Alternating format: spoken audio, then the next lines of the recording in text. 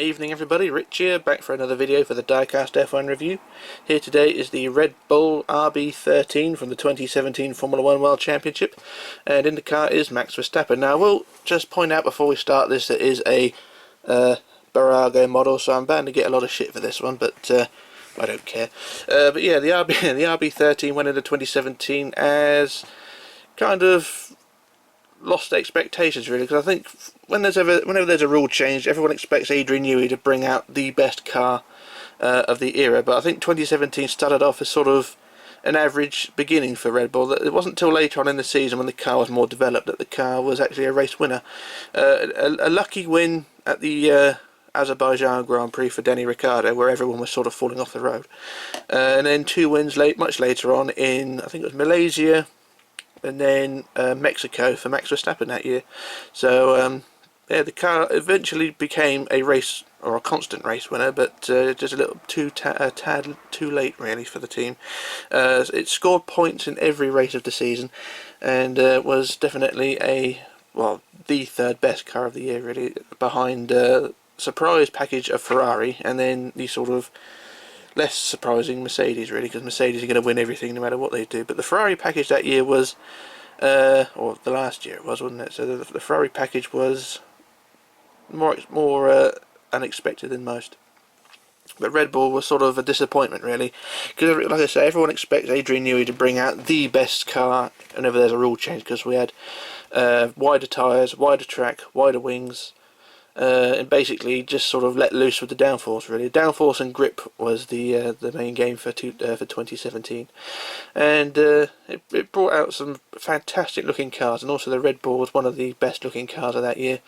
And going into 2018 they spoiled it by adding the halo, but enough about that. But points scored in every race, and constant third places scored by Ricciardo in the first half of the year. Max Verstappen's season was not as chaotic as say 2018, but it was a steady year, but reliability was an issue, whether it be the engine, the power unit, or whatever you want to call it, or just other things, crashes or whatever. But the season was average for Red Bull really, another third place overall, but they were going to finish third no matter what they did, considering the budgets they're allowed. And on the subject of budgets, well, in my opinion, I think it's time for a budget cap in Formula 1, but enough about that later on. But yeah, the rule changes that year, of course, I've just mentioned the wider wings, wider tyres, wider track on the cars, and sort of just let loose, and also the return of the shark fin as well. Can't really say much about this car because my memory is a bit vague on this one, but it's sort of the average car really, but points in every race, and I think the final tally, I think it's something like 388 points throughout the year, with 3 wins, and that's pretty much what you need to know really. It's an absolute stunning car. And like I say, though, onto the model, it is a Bbuago model, and if you want to give it shit, then by all means do so, but I do really like this model. I've already reviewed Bbuago models in the past, Ferraris and the Mercedes from 2016. I did review the Ferrari September 2017, right when it was released, and I did say at the time it was a very, very, very detailed car, but very light as well. It's sort of featherweight in comparison. But the 2017 Red Bull, this one obviously, is a much, well, I say much heavier. It's got a bit more weight to it than the Ferrari has. That's what I'll admit. And I really do like this model. I don't care what anyone else thinks. I know Minichamps, and I think there's another company as well who, I think there's S.p.A making a Red Bull as well, isn't they? I think they've done their version as well, and by all means do so if you want to get those cars, and yeah, get it, you know, if it's in your price range. But this is sort of the budget version, and I really do like this model. Have a quick look around the car. We'll start at the back, and we'll start at the wide end of the car. You've got the wide tyres at the back then. Apologies for the dust, it's me again. So we've got the wide rear wing, the wide rear tyres, something that Formula 1 was missing for quite a while. What a hair on there, get off.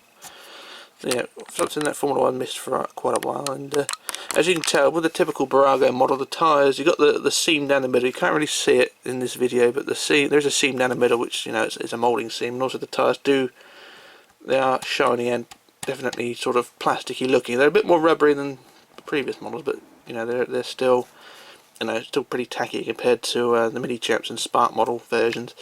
So that's the tyres. That's what that's all about.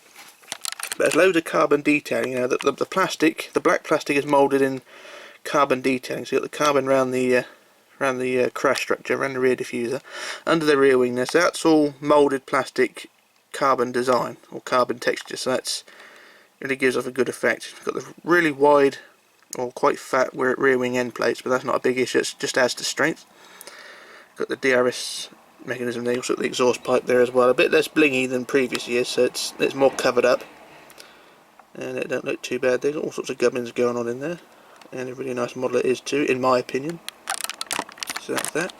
So another look around again, turn to the side, and we'll go from the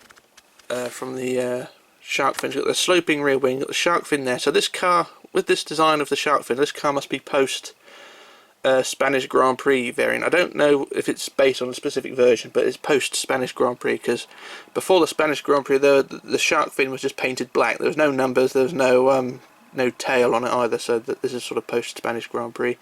You got a really nice sculpted bodywork. You got a big panel gap in the body there, but that's just Bbuago for you.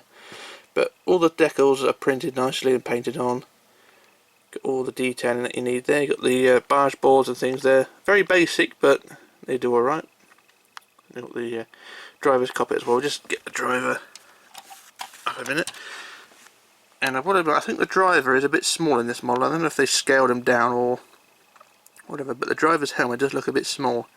That's one of the criticisms. I don't know if it's actually just my opinion, or if it's an actual thing, but the driver does look a bit small in this model.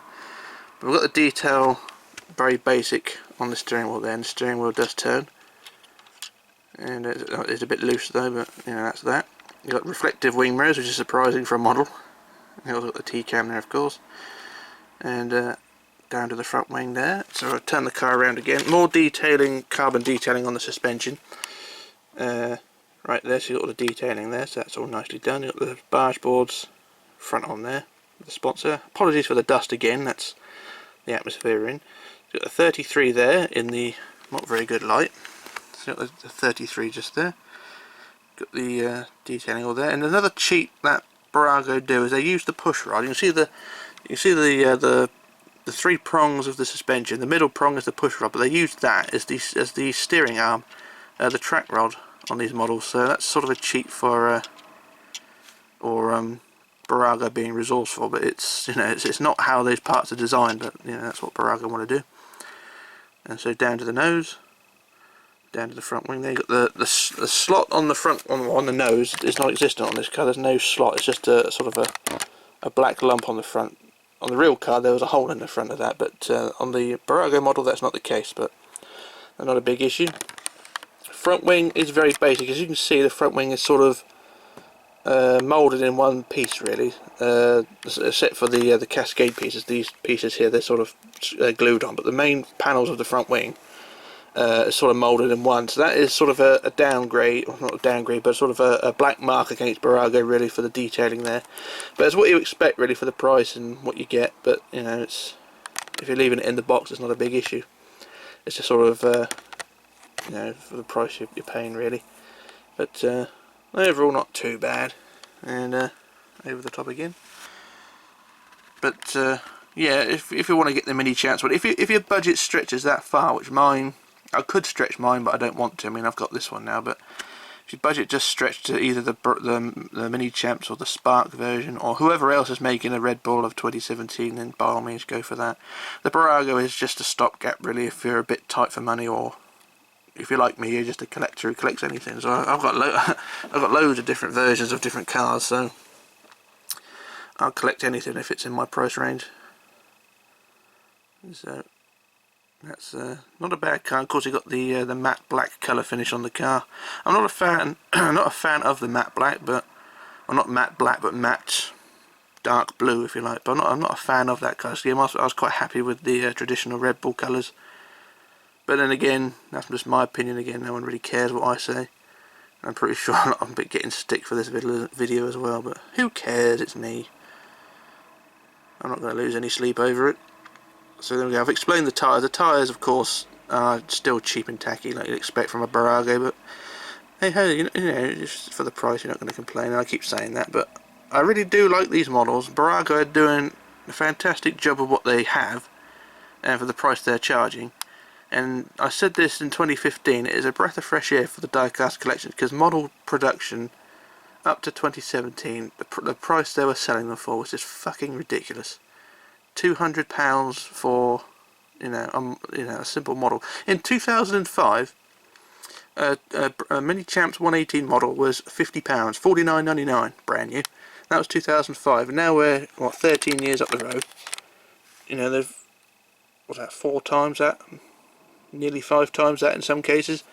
Just ridiculous. But in 2018, the prices have come down, and now they're producing the cars more in resin, and the prices have come down a little bit. I think they're sort of in the £140. Still a lot of money, but at least it's come down, and it's more acceptable. But I still, I'm still not happy with the prices and the way things have gone. So I say 2005 they were £50. In 1996, and this is going back reading through magazines. I mean, in 1996 they were £40, $39.99. These 118 models. So the prices from 96 to 2005, 9 years, it went up £10, and then in 13 years it went up to £150. It's madness. Just for what's basically a toy, or a glorified toy. But that's just my opinion, and my voice is going now. Yeah, things have just gotten out of hand. But there we go. But I was just talking about at the beginning about budget caps. We're on about the price of models. I think Formula 1, now we're into 2018, I think, in my opinion, Formula 1 needs a budget cap, because you've got Red Bull, Ferrari and Mercedes with all the money in the world, and they're always going to win.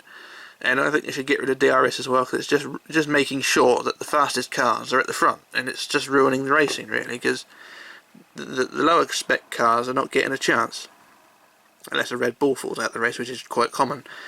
But a budget cap of £50 million, that's what I would say. A budget cap of that, £50 million, would be enough for a team to be creative, but also restricted on what they can spend. Because the amount of time the amount of money they spend on aerodynamic devices and things like that is just ridiculous. And teams like Williams and Force India are just going to disappear in years to come if things don't improve.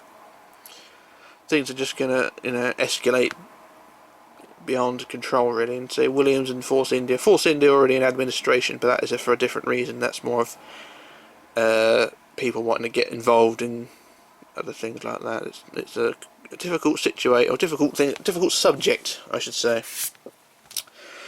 But that's that. So I'm ranting on here, but yeah, I think a budget cap is needed. And then for 2010, three new teams came into the sport under false pretenses. There was going to be a budget cap, and then the big teams, or the big manufacturers, vetoed that, so that wasn't going to be the case. And then when the 2010 season started, all those big manufacturers are gone, so the veto had been completely pointless. And those 3 teams that came in are now gone, which is a shame. Formula 1 needs small teams, Formula 1 needs teams in general, but it's just not going to happen the way things are going. And I don't see the engine rules and aerodynamic caps, being really much of a difference. I think DRS needs to go, that's my opinion. I mean, it does make the racing a bit more interesting, but once you get ahead and once a faster car is ahead using DRS, it's not going to be overtaken again. So there we go. And it's just ridiculous, but that's my opinion anyway, and that's I just sort of gone miles away from where I was. But yeah, there we go. So that is what I have to say, and I'm sorry, apologies for all that. But anyway, that is the Bbuago RB13, the Bbuago version. We're going to move on to the box. I haven't done the box yet, so we'll just get the car out of the way and bring in the box. Thud. So we've got the box here, the RB13 written on it. You've got the Red Bull gubbins all around it. So you've got Red Bull down there, race, and 14 plus there. And round to the side we've got jolly old Max Verstappen on the side there, number 33, holding his helmet there. And then around the back we've got the big Chinese import sticker, because that's where it came from. Got Danny, Rick and Max there. on the back, so there's not a huge amount to go on there. And on the other side we've got Danny Rick on his own, so they're advertising both drivers, but of course there's only one driver in the car, and that is Max V, of course. So that's the box, not much to talk about. Get rid of that, bring back our car, thud.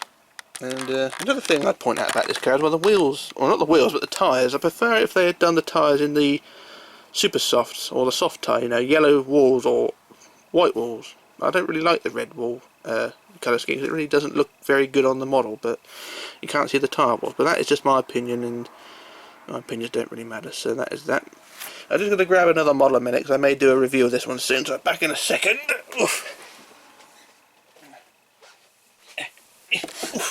Right, just move that out of the way, and I bought this one recently, the Toyota TF104 from 2004. Not a particularly attractive car in terms of, well, not attractive car, but competitive car rather. Of course, Toyota are known for building or being the most wasteful team in Formula 1. But I really do like this car, and I really do like the box as well. It's a recent purchase, and I'll probably do a review of this one soon, so stay tuned for that. So we'll get rid of that. Put back our Red Bull, because that's what we were talking about, and I think we'll end our video there. So a quick aerial shot up here, and we'll call it a day. So this is Rich signing off, logging off, disappearing, and I shall return with another review. So bye for now.